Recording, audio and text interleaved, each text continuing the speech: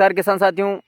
लहसुन की फसल में बारिश या धुंध के बाद कौन सा स्प्रे करेंगे? अगर मौसम काफ़ी ख़राब चल रहा है किसान साथियों, जैसा कि आप देख पा रहे होंगे कंटिन्यू 5 दिनों से मौसम ख़राब चल रहा है, पौधे को एक दिन भी धूप देखने को नहीं मिली है, पौधा प्रकाश संश्लेषण की क्रिया नहीं कर पा रहा है। तो ऐसी स्थिति में अगर बारिश आती है, तो उसके बाद हमें तुरंत बाद इसमें कौन सा स्प्रे करना चाहिए, कौन सा कॉम्बिनेशन सबसे बेस्ट रहेगा? और साथ ही साथ हम ये भी जानेंगे कि अगर बारिश आती है तो उसके बाद हमारे लहसुन की फसल में कौन-कौन सी फंगस आती है, कौन-कौन सी बीमारी आ सकती है। इसके ऊपर भी कॉम्बिनेशन कौन-सा सबसे बेस्ट रहेगा, इसके बारे में भी हम बात करेंगे। तो सारी जानकारी आपको इस वीडियो में मिलने वाली है, तो वीडियो को आप एंड तक देखिए। जैसा कि किसान साथियों आप सभी को पता है कि मौसम काफ़ी दिनों से ख़राब है। लगातार 5 दिन हो चुके हैं, मौसम बिगड़ा हुआ है, साथ ही साथ घना कोहरा छाया हुआ है और धुंध भी पड़ रही है। तो ऐसी स्थिति में जो लहसुन की फसल है उस पर काफ़ी नुकसान पहुंच रहा है। जो लहसुन की पत्तियां हैं वो बिल्कुल लटक चुकी है और उनमें ग्रोथ रुक चुकी है। और ऐसी स्थिति में लहसुन की फसल में जो तनाव की स्थिति बनी हुई है, इसका सीधा सीधा कारण ये है कि पौधा 5 दिन हो चुके उसको धूप नहीं मिली, जिसके कारण प्रकाश संश्लेषण की क्रिया पौधा नहीं कर पा रहा है। तो ऐसी स्थिति में अगर बारिश आ जाती है तो लहसुन की फसल को और इसमें ज़्यादा नुकसान होता है। तो ऐसी स्थिति में हमारी जो लहसुन की फसल को बारिश से हम कैसे बचाएं, इसके लिए हमें कौन सा स्प्रे करना पड़ेगा और लहसुन को जो आगे इसमें कौन कौन सी इसमें फंगस लग सकती है, इसके बारे में भी हम बात करेंगे और कौन सा कॉम्बिनेशन इसके लिए सही रहने वाला है। तो किसान साथियों, अभी जो लहसुन मौसम ख़राब हुआ है उसमें लहसुन की फसल को जो सबसे ज़्यादा जो बीमारी देखने को मिल रही है वो है थ्रिप्स। मात्र 4-5 दिन में थ्रिप्स का अटैक काफ़ी ज़्यादा देखने को मिल रहा है और थ्रिप्स भी जो ब्लैक थ्रिप्स और येलो थ्रिप्स का प्रकोप ज़्यादा मात्रा में बढ़ चुका है। और थ्रिप्स कोई हल्का फुल्का नहीं, काफ़ी ज़्यादा मात्रा में देखने को मिल रहा है, जिसके कारण जो पत्तियों का जो रंग है वो भी धीरे धीरे वाइट होने लग गया है, क्योंकि वहाँ से जो रस चूस रहे हैं थ्रिप्स, उसके कारण इसका जो क्लोरोफिल है वो कम बढ़ रहा है। तो इसके लिए अब आपको कौन सा स्प्रे करना चाहिए और किसान साथियों बारिश आ जाती है तो उसके बाद आपको कौन सा स्प्रे करना है। तो किसान साथियों, जैसे ही अगर बारिश आ जाती है तो सबसे पहले आप अपने पूरे प्लॉट में एक बार जो कृषि रसायन का एक प्रिवेंटल बीवी के नाम से एक प्रोडक्ट आता है, इसका आप एक दिन पहले छाछ में घोल बना लीजिए और उसको पूरे प्लॉट में आप एक बार स्प्रे कर दीजिए।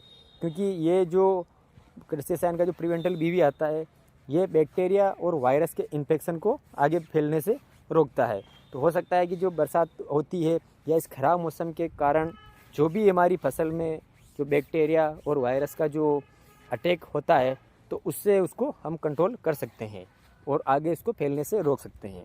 और अब इसके बाद आपको कौन सा स्प्रे करना है किसान साथियों की, इसमें जो मेन फंगस लग सकती है जो किसान भाइयों आगे, जिसमें सबसे पहले एक तो झुलसा रोग, जिसमें लहसुन की पत्तियां ऊपर से सूखती हुई नीचे की तरफ आती है। और दूसरा होता है स्टेम फिलियम ब्लाइट, जिसमें पूरी पूरी पत्ती सूख कर लटक जाती है। और तीसरा होता है इसमें पर्पल ब्लोच। तो किसान साथियों, पर्पल ब्लोच ये अगर आ जाता है तो लहसुन की फसल जल्दी इसमें ख़त्म हो जाती है, क्योंकि आपको लहसुन की पत्तियों के बीच में इस प्रकार का बैंगनी कलर का धब्बा आपको दिखाई देता है।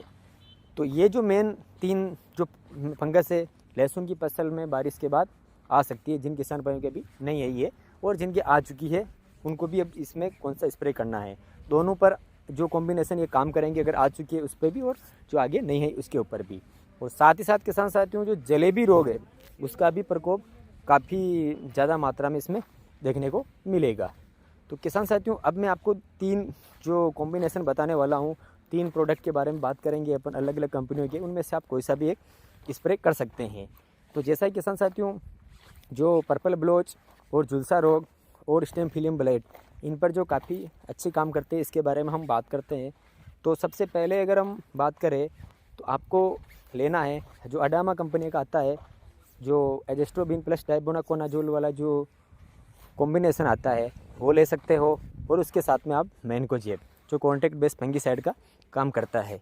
और इसके अलावा किसान साथियों, एक और अगर दूसरे प्रोडक्ट की हम बात करें तो उसमें आता है एक डाइफेनाकोनाजोल प्लस एजेस्ट्रोबिन, जो कि सिजेंटा कंपनी का एमिस्टा टॉप के नाम से आता है। तो ये भी आप ले सकते हो और इसके साथ में आप मैनकोजेब इसके साथ में भी आप ऐड कर सकते हो। और इसके अलावा एक तीसरा प्रोडक्ट आता है जो कि ट्राइफ्लॉक्सिस्ट्रोबिन प्लस टेबुकोनाजोल के नाम से आता है, और वो आता है बायर कंपनी का नेटिव। और इसके साथ में किसान साथियों, आपको एक कॉन्टैक्ट बेस्ड फंगीसाइड के तौर पर एक प्रोपिनेब आता है जो कि एंट्रागोल के नाम से आता है, वो फंगीसाइड आपको इसके साथ में लेना है। तो इन तीनों की फंगीसाइड की तो ये बात रही और इसके साथ में किसान साथियों आपको एक थ्रिप्स के लिए कीटनाशक आपको इसमें लेना है।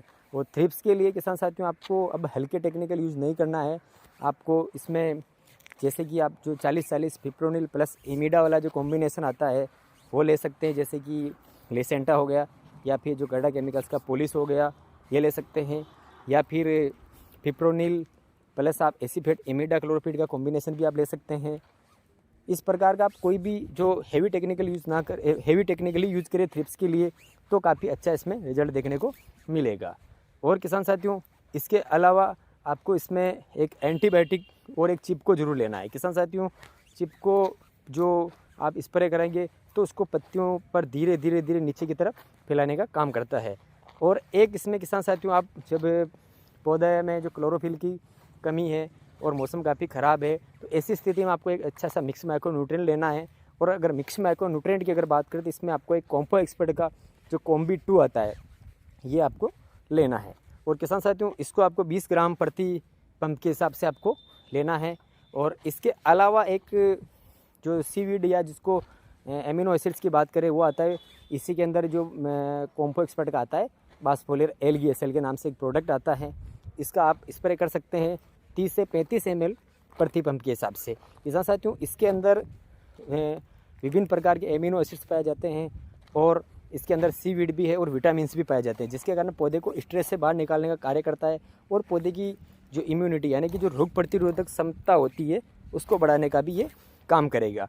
तो जो ये प्रोडक्ट किसान साथियों हमने बताए हैं इन तीनों में से फंगीसाइड कोई सा भी आप ले सकते हो, जो कि purple Baloch, stem lithium blight और जो झुलसा रोग इस पर काफ़ी अच्छा काम करेंगे। और ये जो नीचे हमने आपको थ्रिप्स और ये जो टॉनिक बताया है, जो माइक्रोन्यूट्रिएंट्स बताया, ये आप इनके किसी भी जो प्रोडक्ट आप यूज़ करें उनके साथ में आपको इनको लेना है। तो किसान साथियों अगर बारिश हो जाती है तो उसके बाद तुरंत बाद आपको ये स्प्रे अवश्य कर लेना है, जिससे कि आपकी लहसुन की फसल को आगे कोई भी इसमें नुकसान ना पहुँचे और ऐसी स्थिति में बनी रहे। तो उम्मीद करते हैं किसान साथियों ये जानकारी आपको अच्छी लगी होगी। तो प्लीज़ यार इस वीडियो को आप शेयर करें सभी किसान भाइयों के पास, और इसी प्रकार की खेती से संबंधित जानकारी पाने के लिए आप हमारे इस यूट्यूब चैनल को सब्सक्राइब करके बेल आइकन को प्रेस कर दीजिए।